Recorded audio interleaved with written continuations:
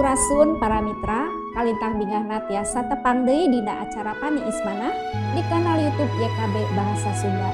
Satu acan urang ngabandungan panggenepan dinten ieu, hayu urang ngeneda nuhunkeun pingpinan Roh Suci.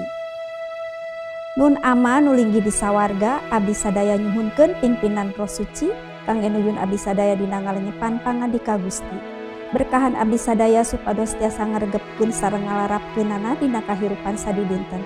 Paneda ieu disuhunkeun di lebet asmaning Gusti Yesus Kristus.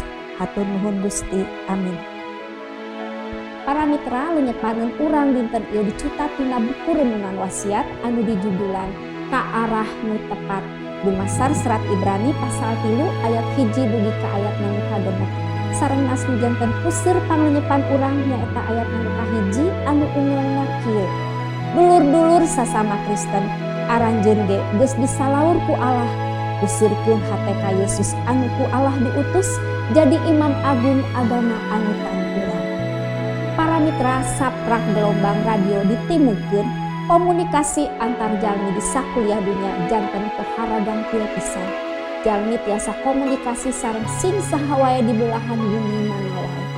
Salah sawios pakakas utama sangkan gelombang nu dipancarkeun tiasa ditampi ka layar sae nyaeta antena atanapi antene. Umargi kitu arah antene kedah tepat, kedah pas menerang. Para mitra, panulis serat Ibrani maparin parentah ka sakur nu nampi seratna supados aranjeunna musirkeun manah ka Gusti Yesus anu ku Allah diutus janten imam agung. Hal ieu didugikeun supados urang-urang Kristen nu nampi serat Ibrani fokus kana arah nu leres. Aya seueur pilihan nu tiasa ku aranjeunna janten andelan dina jaman harita. Nanging mun hiji anu leres-leres kedah janten pamuseuran nyaeta Gusti Yesus Kristus. Kumusirkeun manah ka Gusti Yesus, mangka urang-urang tiasa janten terang naon anu saestuna anu diperyodikeun ku aranjeunna. Kabutuhan utami teh nyaeta jaminan kasalamatan. Dina mangsa satu acan Gusti Yesus sumping, Gusti Allah ngangge rupi-rupi cara sareng jalmi kangge nyalametkeun umat. Kiwari saparantos Gusti Yesus sumping, Gusti Allah merenahkeun Gusti Yesus minangka hiji-hijina juru salamet. Sareng percanten ka Gusti Yesus minangka hiji-hijina cara supados umat disalametkeun. Para mitra, kangge urang di mangsa kiwari, jaminan kasalamatan ti Gusti Yesus teh tos katampi. Nu kedah teras dilakukeun ku urang nyaeta musirkeun manah urang ka Gusti Yesus wungkul sanes kamulian. Tangtangan mangsa kiwari langkung seueur, langkung ageng sareng langkung abot. Jalmi tiasa kalayan gampil ngalihkeun manahna ke Gusti Yesus. Hayu urang ngadoa. Hatur nuhun Gusti kanggo pedarah danget ieu di mana abdi sadaya tiasa terang rehna jaminan kasalamatan ti Gusti Yesus teh parantos katampi ku abdi-abdi sadaya. Berkahan abdi sadaya supados tiasa ngalarapkeun pangandika Gusti dina kahirupan sadidinten. Abdi salawasna ngandel sareng musirkeun manah ka Gusti. Paneda ieu disuhunkeun di lebet asmaning Gusti Yesus Kristus. Hatur nuhun Gusti.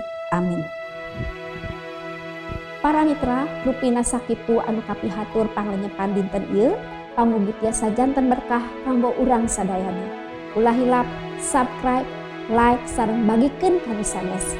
Lamun ku cara kitu, para mitra tos pulubium dina ngamasukkeun Injil kasalamatan sasarengan YKB.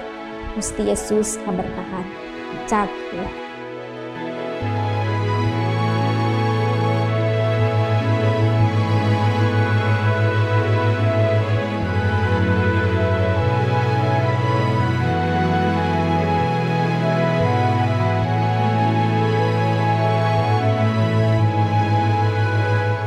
Sahabat, mari dukung pelayanan dan pekabaran Injil melalui YKB dengan membagikan link acara ini kepada sebanyak mungkin orang.